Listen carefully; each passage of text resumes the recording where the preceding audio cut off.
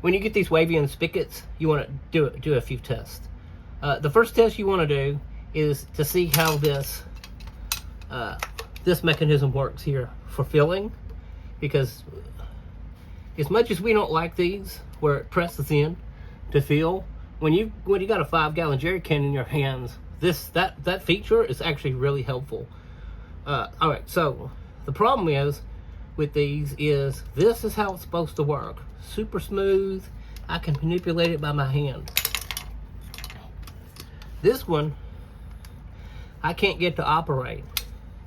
It is super stiff. I can't move it. I've got to put my full weight behind it to get it to move.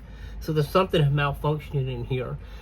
As many of these as I have, it's not even worth it for me to try and figure it out. It's not worth my time. I'll salvage the ring off of it, and then there's an O-ring in here I'll try to salvage, and then I'm just going to pitch the rest of it. It's not worth my time.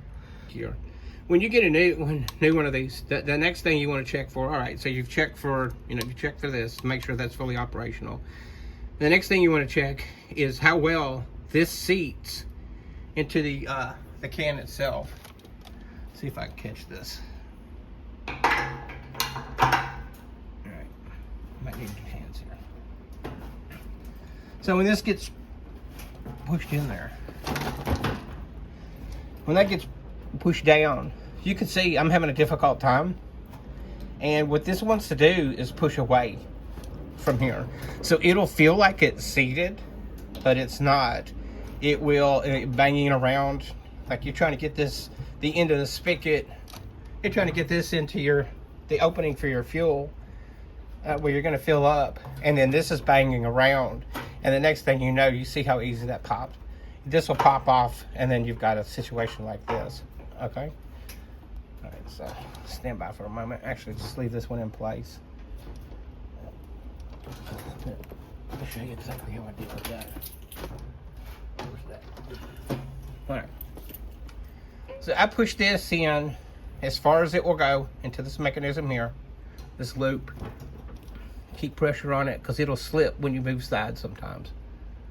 I messed one of these up trying to do what I'm going to show you. Okay. So we got that one.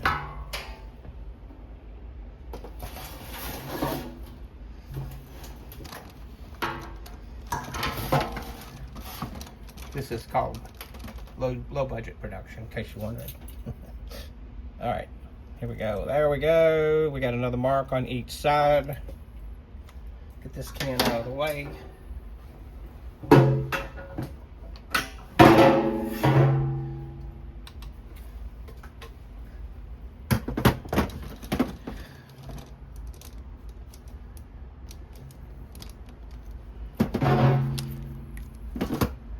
Okay, so I've got these two hash marks, and I know that, actually, let me bring this back up for a moment.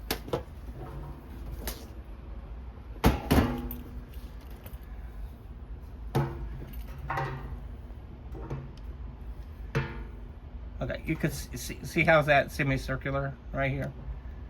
That shape follows like my thumbnail.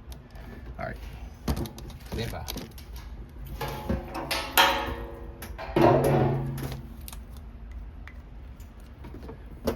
Frame, yeah. Turn that so you can actually see it. What I'm gonna do is I'm just gonna mark. I'm guessing because I'm trying to mark these so that that little dip is down in the middle of this.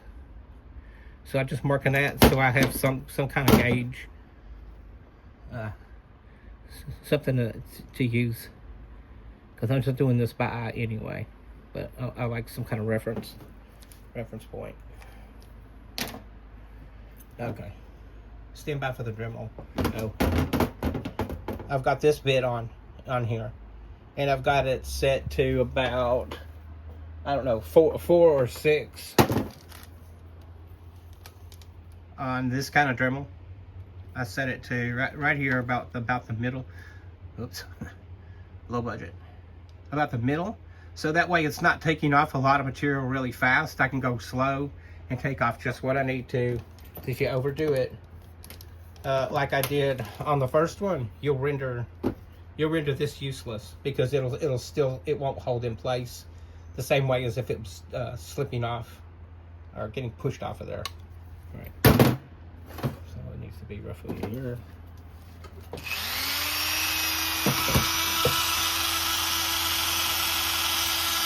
I'm literally just slightly, the other thing is, I'm completely turning that. Let me stop for a second. I'm turning these little bayonets the complete opposite of the way that you would put it on. And what I'm doing is, you can see that this falls in the range of the edge of the, excuse me, the range of the edge of this here. I don't want to damage that at all. So I turn this up. So any kind of, if I do something and I'm going to damage in here, I'm not going to mess with this at all.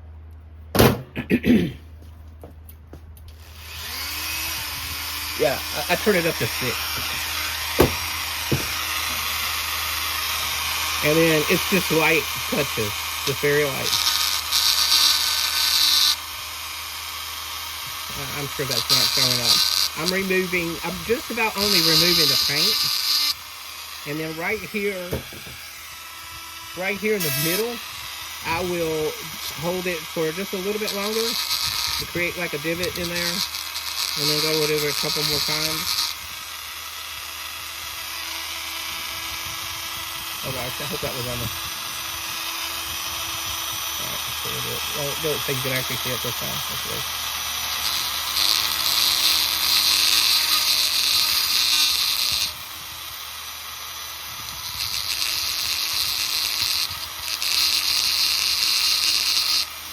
I'm taking very, very little material out. I'm just trying to create a little bit of a dip in there so that will grip on that can.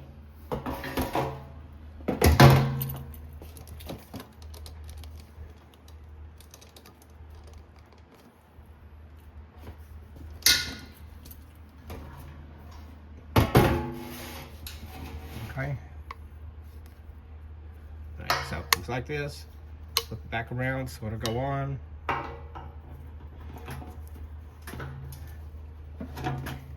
Now when I got that on there and it hit those 2 little marks that I just ground off there, now I can have a hard time getting it off, which is exactly exactly what I want it to do.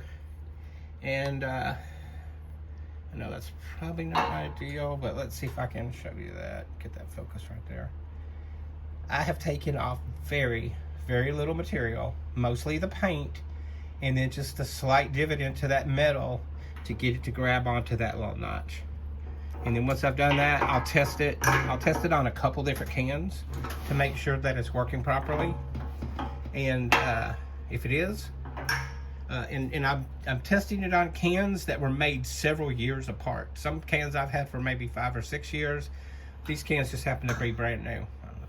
Possibly could have been from the same production run, but anyway, you get the point. And then I have a lot of these.